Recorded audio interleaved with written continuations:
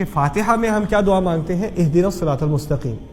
ہم سیدھے راستے پر رہنے کی، سیدھے راستے پر چلنے کی، سیدھے راستے پہ قائم ہونے کی، اللہ تعالیٰ کو ہمیں اپنے سیدھے راستے پہ ڈالنے کی ہم دعا مانگتے ہیں. اب وہ سیدھا راستہ ہمارے علم ہونے سے تو رہا. اب جب ہم اس کی طلب کرتے ہیں تو اس کے جواب میں شروع میں ہی بقرہ میں یہ نہیں کہہ دیا ذالک الکتاب لا ریب فیہ ھدی، یہ وہ کتاب ہے جس میں کوئی شک نہیں ہے، ہدایت ہے. اب اس کا ہدایت کہنا کس بات کا جواب ہے؟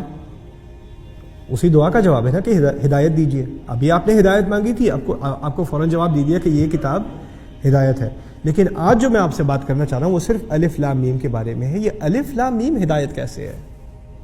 آپ کسی سے ہدایت مانگتے ہیں، اگر آپ آ کر مجھ سے کوئی سوال پوچھتے ہیں اور کہتے ہیں مجھے یہ بات سمجھا دیجیے، اور میں آپ سے ایسے الفاظ استعمال کروں جن کا نہ سر نہ پیر آپ کو سمجھ آئے، یہ کیسی ہدایت ہوئی بھائی؟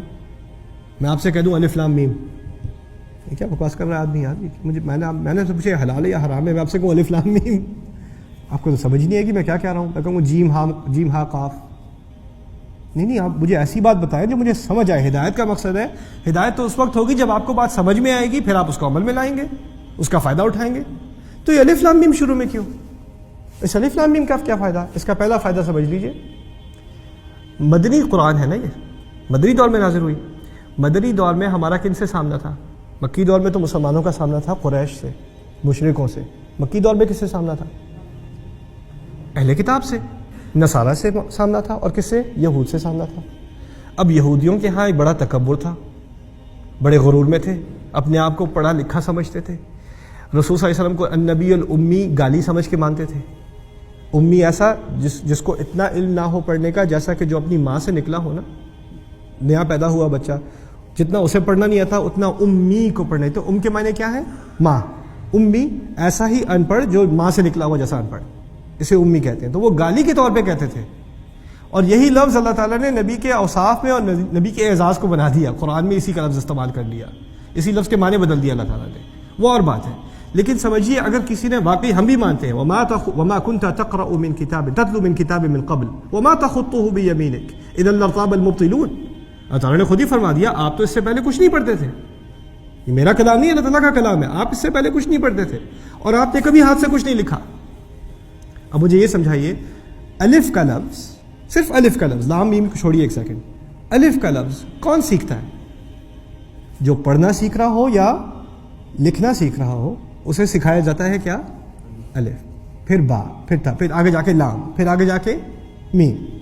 جسے پڑھنا لکھنا نہ آتا ہو، آپ کہیں پاکستان میں، انڈیا میں کسی گاؤں میں جائیں، کسی ان پڑھ سے جا کے گئے الف، اسے کچھ سمجھ آئے گی کیا بات ہو رہی ہے؟ اس کے مطلب کی بات نہیں ہے. کوئی بچہ جو نورانی قاعدہ پڑھ رہا ہوگا اسے الف پتہ ہوگا. کوئی جو لکھنا سیکھ رہا ہوگا، استاد کہے گا الف لکھو، وہ الف لکھے گا. ٹھیک ہے نا؟ الف یا لام یا میم کے معنی صرف اسی کے ہاں اس کا کچھ فائدہ ہے جو طالب علم ہو. سمجھ میں آتی ہے بات؟ اب رسول اللہ صلی اللہ علیہ وسلم کے بارے میں کیا بات واضح ہو گئی؟ نہ پڑھتے ہیں نہ لکھتے ہیں. تو یہ الف انہیں کس نے سکھا دیا؟ یہ لام اس انسان کے منہ سے کیسے نکل رہا ہے؟ یہ میم اس نے کہاں سے سیکھا؟ یہودی جو اپنی تعلیم پہ بڑا مغرور تھا، انہی سے خطاب ہے شروع میں، بنی اسرائیل سے خطاب صراحتاً ہوگا. جب شروع میں الف لام میم کہہ دیا تو وہ بھی ذرا ایک دم سے شوق میں آ گئی، یہ کیا بات کر رہے ہیں؟ اس انسان کو کس نے الف اور لام اور میم سکھا دیا؟ ان کو ایک طرف ایک فوراً ان کو خیال آ جاتا ہے الف لام میم سنتے ہی اس کی تعلیم کہیں باہر سے ہو رہی ہے. اور حقیقت یہ ہے کہ انہوں نے رسول صلی اللہ علیہ وسلم پہ الزام بھی لگایا تھا کہ ان کی تعلیم باہر سے ہوتی ہے، کوئی اور ان کو لکھاتا ہے. اور اس بات میں آدھا سچ بھی ہے، باہر سے ہی تعلیم ہو رہی ہے، باہر سے ہی ہو رہی ہے، جبریل علیہ السلام سکھاتے ہیں. تو الف لام میم کا ایک فائدہ تو یہ سمجھ میں آیا آپ کو.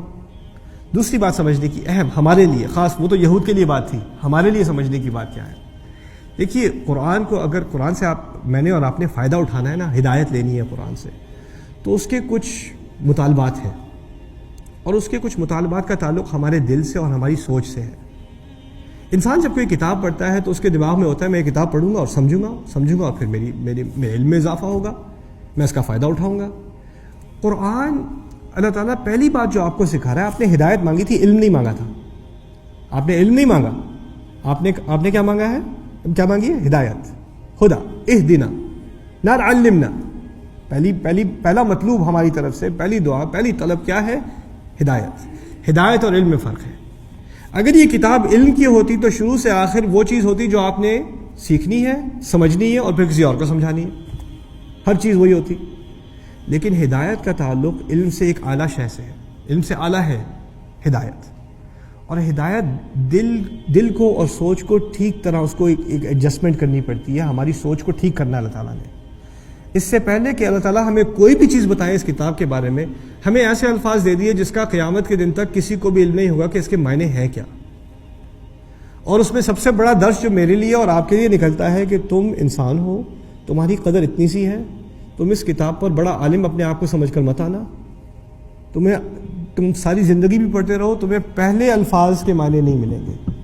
الف لام میم تمہیں نہیں پتہ چلے گا. میں یہ نہیں کہتا، یہ غلط ہے کہنا. اگر کوئی مسلمان کہتا ہے تو اسے توبہ کرنی چاہیے، استغفار کرنی چاہیے کہ الف لام میم کے کوئی معنی نہیں ہے. غلط ہے یہ بات. اللہ تعالیٰ نے کلام نازل کیا ہے، والکتاب الحکیم کہا ہے. اسے قسم کھائیے قرآن کی جو حکمت سے بھرا ہوا ہے، اس کا مطلب ہے الف لام میم بھی حکمت سے بھرا ہوا ہے، حکمت سے راسخ ہے یہ کلام. اب اس حکمت کا علم مجھے نہیں ہے، اور اس کا علم مجھے نہ ہونا یہ بھی اللہ تعالیٰ کی حکمت ہے. یعنی اب میرے دماغ میں ایک بات اچھی طرح بیٹھ گئی، اس قرآن میں کچھ باتیں ایسی ہوں گی جو مجھے سمجھ نہیں آئیں گی، اور مجھے اللہ تعالیٰ پر بھروسہ کرنا پڑے گا کہ ان باتوں میں بھی اللہ تعالیٰ کی حکمت ہے. کبھی کبھار ایسی باتیں ہوں گی، ایسی کہانی ہوگی جو آپ کو پہلی دفعہ پڑھیں گے تو آپ کو جھٹکا سا لگے گا، یہ کیا بات ہوگی. ٹھیک ہے، ہوتا ہے انسان کو کبھی کبھی شوق لگتا ہے، یہ کیسی بات کر دی. اور خاص کر ہمارا تو اتنا اعتماد ترجموں پر ہے، اور ترجمے پہ 90% تو بات رہ جاتی ہے. جو 10% بات آتی ہے اس میں پھر کنٹروورسی شروع ہو جاتی ہے. انسان پڑھ کے کہتا ہے یہ کیسی بات آ گئی قرآن میں، اس کو میں کیسے اپنے غیر مسلم دوست کو میں یہ کیسے سمجھاؤں گا.